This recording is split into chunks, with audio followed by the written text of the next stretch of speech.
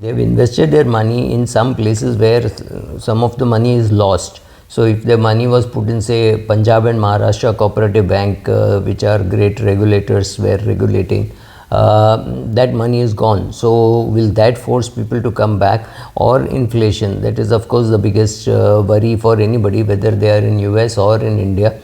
So how does one handle the inflation part of one's portfolio? So these are the reasons why somebody could come back from retirement into employment.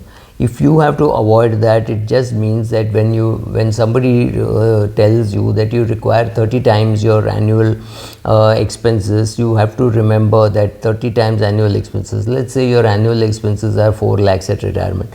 30 times that is 1.2 crores, and you have 1.2 crores. Is that good? Yes, it's good. But suppose your spouse falls ill and you spend 30 lakhs for that illness and you lose your spouse also, or your spouse is alive, it doesn't really matter. Then 1.2 crores becomes 90 lakhs, and then the problems start, because if you live too long, maybe you're 80, 90, 100, whatever, you live too long, you have the chances of getting poor returns on some of your investments. You have to tackle inflation, you have to tackle this big medical expense which you have already incurred, right? So being able to handle all this can happen only if you create 3 separate cushions. One is your 30 times your annual expenses, 1.2 crores, that you have done.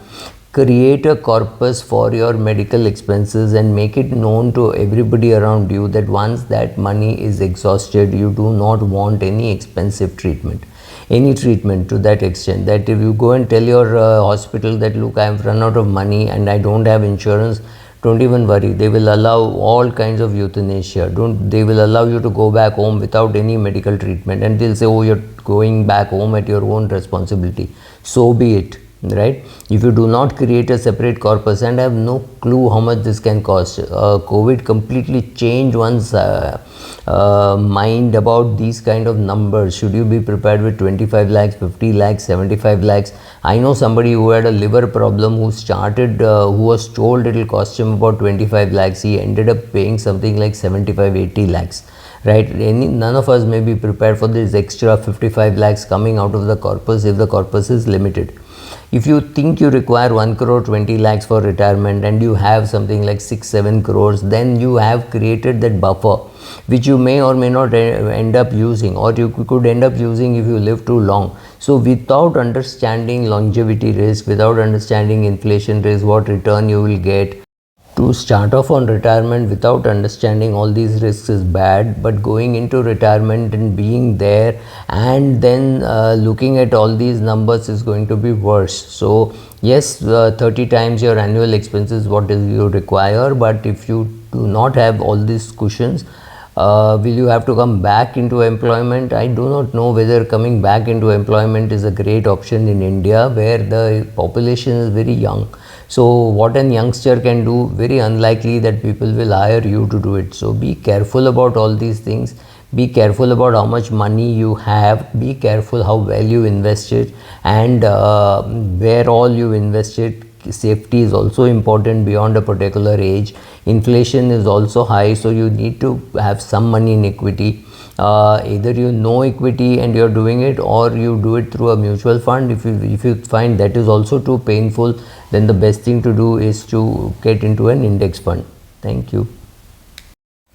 The banking industry in the US needs new customers who will keep borrowing, and when they are unable to repay, the government will come in and bail them out. So what happens is, the BFSI continues to make the money when the going is good, and when the going is bad, they get bailed out by the government. This is a tradition which they have kept up very well. Now I think it is going to be the turn of credit card debt, or when the credit card debt has become too big, they have to do something new, right? So they have invented a new word called BNPL, which is buy now, pay later. If this is not credit, search me, I have no clue what this is. But then the government has come out with some data which is quite mind-boggling.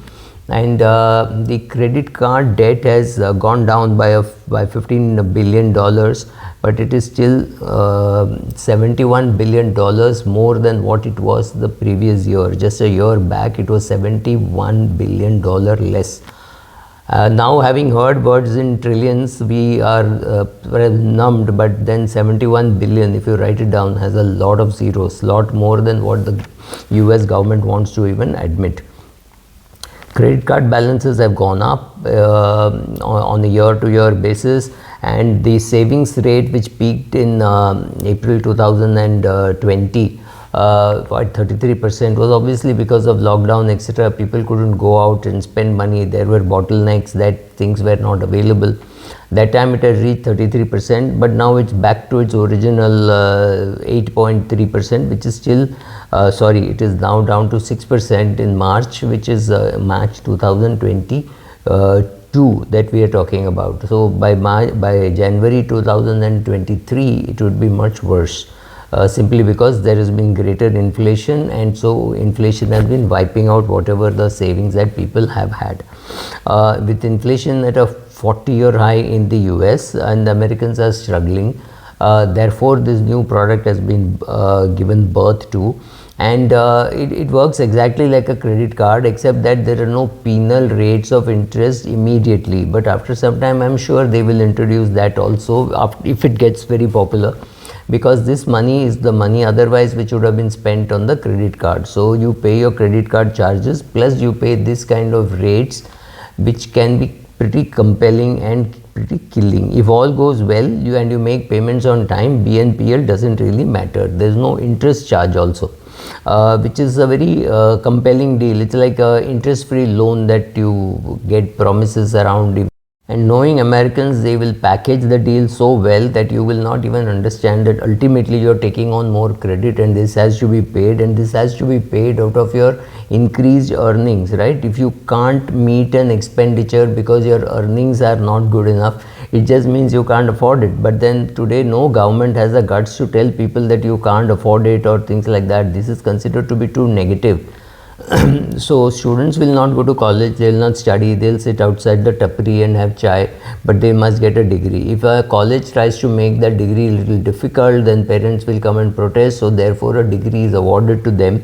And then these students whose degree doesn't really matter want a job which will pay them at least equal to what their parents are earning, so that they can maintain their standard of living. Wake up, guys, which world are you in? The world does not owe you a living, right? But then BNPL is a new terminology, which is largely a new form of debt, but then they are not calling it debt. We all know that the upside of using a credit card is pretty high. You can get some points, you can accumulate something and things like that. There is no such thing in BNPL. But the chances are, when in BNPL you charge interest rates, maybe those interest rates may not be as high as credit card rates initially, but after some time it has to come up with those kind of rates if you have to survive in this field, right?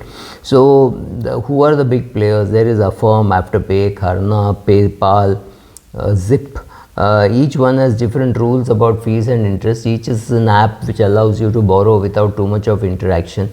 And I'm sure when you are unable to repay the loan and you have to cry, they will lend you a shoulder also, but they may not reduce the rates of interest that you are getting. And very simple, if you can't afford something, don't buy it. You can't afford a thing just because you can borrow for it. Doesn't make any sense. Thank you.